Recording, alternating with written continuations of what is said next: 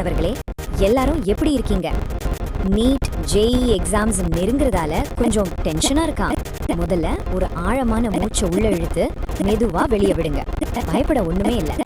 இன்னைக்கு நாம அலையொளியல், அதாவது வேவ் ஆப்டிக்ஸ் அப்படிங்கிற ரொம்ப முக்கியமான ஈஸியா ஸ்கோர் பண்ணக்கூடிய ஒரு பாடத்தை முழுமையா கத்துக்க போறோம். வாங்க இதை எவ்வளவு சுலபமா புரிஞ்சுக்கலாம்னு பார்க்கலாம். சரி, இப்போ நம்ம நேரா விஷயத்துக்கு வரோம். ஒளி, அதாவது லைட், ஒரு கதிரா இல்ல அலையா? இந்த பல வருஷ குழப்பத்தை கொஞ்சம் யோசிச்சு பாருங்க. பல நூற்றாண்டுகளா விஞ்ஞானிகளுக்கு நடுவுல இருந்த இந்த ஒரு பெரிய விவாதம் தான் ஒளிய ஒரு அலை வடிவமா நம்ம ஏன் படிக்கணும் அப்படிங்கிற தேவையையும் அதற்கான அடித்தளத்தையும் அமைச்சு கொடுத்தது. அடுத்த ஒரு 10 நிமிஷத்துல நாம ஹைகன்ஸ் கொள்கை, யங் சோதனை, விளிம்பு விளைவு, தள விளைவு, அப்புறம் மாலஸ் விதி, இது எல்லாத்தையும் ரொம்ப தெளிவா பார்க்க போறோம். உறுதியா சொல்றேன், இந்த எக்ஸ்பிளைனரை முழுசா பார்த்ததுக்கு அப்புறம் எக்ஸாம்ல டைரக்டா கேட்கிற இந்த கான்செப்ட்ஸ்ல உங்களுக்கு எந்த டவுட்டும் இனி வராது. முதல் பகுதியா ஹைஜன்ஸ் கொள்கை மற்றும் அலைமுகப்புகள் பத்தி பார்க்கலாம். எந்த ஒரு பெரிய கணக்கையா இருந்தாலும் அடிப்படை ஸ்ட்ராங்கா இருந்தா ஈஸியா சால்வ் பண்ணிடலாம் இல்லையா? வாங்க அந்த அடித்தளத்தை இப்பவே ஸ்ட்ராங்கா அமைப்போம். முதல்ல இந்த அலைமுகப்பு, அதாவது வேவ் ஃப்ரண்ட்னா என்ன? அமைதியான ஒரு குளத்துல ஒரு கல்லு தூக்கி போட்டா என்ன ஆகும்? வட்ட வட்டமா அலைகள் உருவாகும் இல்லையா? அதே மாதிரி தான் ஒளியும். ஒரே கட்டத்துல, அதாவது சேம் ஃபேஸ்ல அதிர்வடைகிற புள்ளிகளோட பாதையை தான் நாம அலைமுகப்புன்னு சொல்றோம். சிம்பிளா சொல்லணும்னா இது மாறாத கட்டத்தை கொண்ட ஒரு தளம். அடுத்து ஹைஜன்ஸ் தன்னோட வடிவியல் அமைப்பு மூலமா ஒளி பரவுற பாதையை எப்படி துல்லியமா கணிச்சாருன்னு பார்க்கலாம். ஒரு அலைமுகப்புல இருக்கிற ஒவ்வொரு புள்ளியும் இரண்டாம் நிலை அலைகளுக்கான சோர்ஸா செயல்படும். இந்த அலைகள் ஒளியோட வேகத்துல எல்லா திசைகள்லயும் பரவும். இப்போ இந்த கோளங்களுக்கெல்லாம் சேர்த்து ஒரு பொதுவான தொடுகோடு வரைஞ்சோம்னா அதுதான் நமக்கான புதிய அலைமுகப்பு. ரொம்ப ஆச்சரியமா இருக்குல்ல? இதுதான் ஒளி பரவுற துல்லியமான விதம்.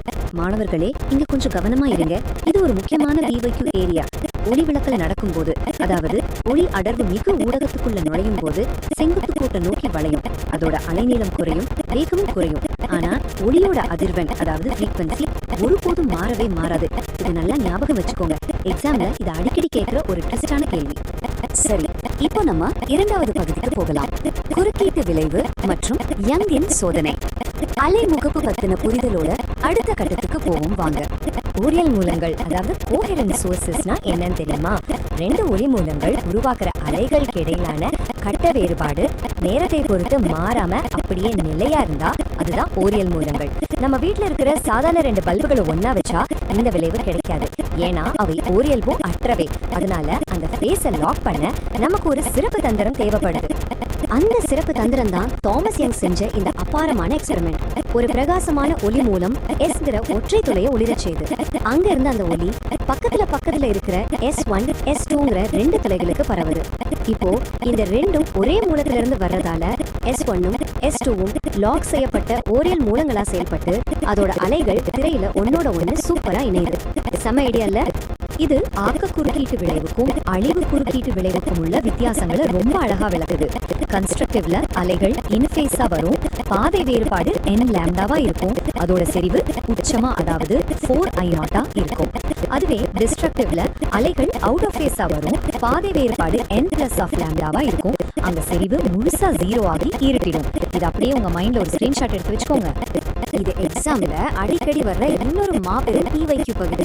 ஒளிவு பட்டையோட நிலைக்கான ஃபார்முலா xn சமம் n lambda d by small d. இங்க n வந்து 0 +or-1 +or-2 போயிட்டே இருக்கும். இதுல இன்னொரு முக்கியமான விஷயம் என்னன்னா, திரையில தோன்ற வெளிச்சம் மற்றும் இருள் பட்டைகள் எல்லாமே சமமான இடைவெளியில தான் இருக்கும். எக்காரணத்தை கொண்டும் இதை மறக்க கூடாது. அடுத்ததா 3வது பகுதி ஒற்றை பிளவு விளிம்பு விளைவு, அதாவது சிங்கிள் ஸ்லிட் டிஃப்ராக்ஷன். நிறைய பேருக்கு இன்டர்ஃபெரன்ஸ்க்கும் டிஃப்ராக்ஷனுக்கும் நடுவில் பெரிய குழப்பமே வரும். கவலையே படாதீங்க, இதை பார்த்தா உங்களுக்கு அந்த கன்ஃபியூஷன் சுத்தமா கிளியர் ஆயிடும். இங்க பாருங்க, குறுக்கீட்டு விளைவுக்கும் விளிம்பு விளைவுக்கும் உள்ள வித்தியாசத்தை யாராலையும் திருப்திகரமா சொல்லவே முடியல. ரெண்டுக்கும் நடுவுல பெரிய இயற்பியல் வேறுபாடு எதுவும் இல்லைன்னு நோபல் பரிசு வாங்கின மாபெரும் விஞ்ஞானி ரிச்சர்ட் ஃபேன்மேனே சொல்லியிருக்காரு. பாத்தீங்களா, பெரிய பெரிய சயின்டிஸ்டுகளுக்கே இது கொஞ்சம் கன்ஃபியூசிங் தான். அதனால நீங்க ஆரம்பத்துல குழம்புனா அதுல எந்த தப்புமே இல்ல. ஆனா எக்ஸாம் பாயிண்ட் ஆஃப் வியூல இது ரெண்டுக்கும் உள்ள நடைமுறை வித்தியாசங்கள் ரொம்பவே சுவாரஸ்யமானது. இன்டர்ஃபரன்ஸ்ல 2 சோர்ஸ் இருக்கும், பட்டைகள் சம இடைவெளியில இருக்கும், எல்லா வெளிச்ச பட்டைகளோட செறிவும் சமமாவே இருக்கும். ஆனா டிஃப்ராக்ஷன்ல ஒரே அலைமுகப்போட பல பகுதிகள் சோர்ஸா செயல்படும். மையத்துல மட்டும் அகலமான வெளிச்சம் இருக்கும். மையத்தை விட்டு தள்ளி போக போக ஒளியோட செறிவு கடகடன்னு குறைஞ்சிட்டே வரும். ஸ்டூடெண்ட்ஸ் இங்க தான் ஒரு பெரிய எக்ஸாம் ட்ராப் இருக்கு. ரொம்ப கவனமா கேளுங்க. விளிம்பு விளைவுல சிறுமத்துக்கான அதாவது ஜீரோ இன்டென்சிட்டிக்கான formula theta approximately equal to n lambda by a. இது பார்க்கறதுக்கு குறுக்கீட்டு விளைவுல நம்ம படிச்ச ஆக்கு குறுக்கீட்டுக்கான ஃபார்முலா மாதிரியே இருக்கும். ஆனா இது அப்படியே உல்டா. அதே போல இரண்டாம் நிலை பெருமத்துக்கான formula theta equal to n plus half lambda by a. இது அங்க படிச்ச இருள் பட்டைக்கான ஃபார்முலாக்கு நேர் எதிரானது. இந்த ட்விஸ்ட்டை மட்டும் எப்போ ஞாபகம் வச்சுக்கோங்க. இப்போ நம்ம 4வது பகுதிக்கு வந்துட்டோம். தலை விளைவு மற்றும் மாலஸ் விதி. இது வரைக்கும் ரொம்ப சூப்பரா கவனிச்சுட்டு வரீங்க. இதே எனர்ஜியோட இந்த ஃபைனல் கான்செப்டையும் ஈஸியா முடிச்சிடலாம்.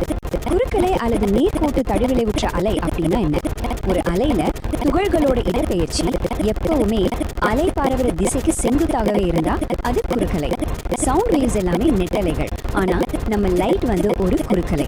இதனாலதான் ஒளியில உள்ள குறிப்பிட்ட மின் திசையன்களை உறிஞ்சி அதை மட்டும் தலைவிளைவடைய செய்ய முடியும். சவுண்ட்ல எப்படி பண்ண முடியாது.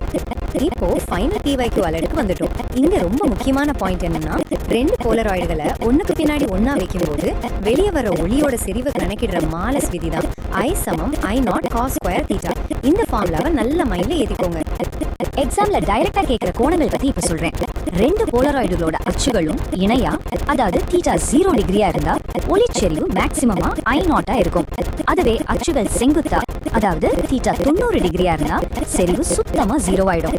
இன்னொரு விஷயம், தளவிளைவு அடையாத ஒளிய ஒரு போலராய்டு வழியா அனுப்புனா அதோட செறிவு பாதியா குறைஞ்சிரும்.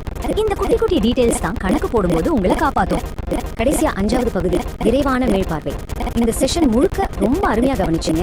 உங்களுக்கு என் பாராட்டுகள்.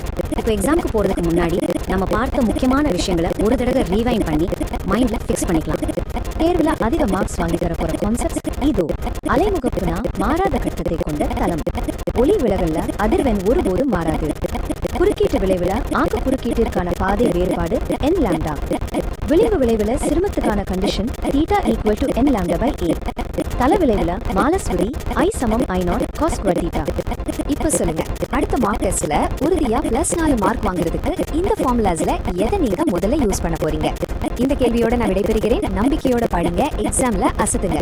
உங்களால கண்டிப்பா முடியும். All the best.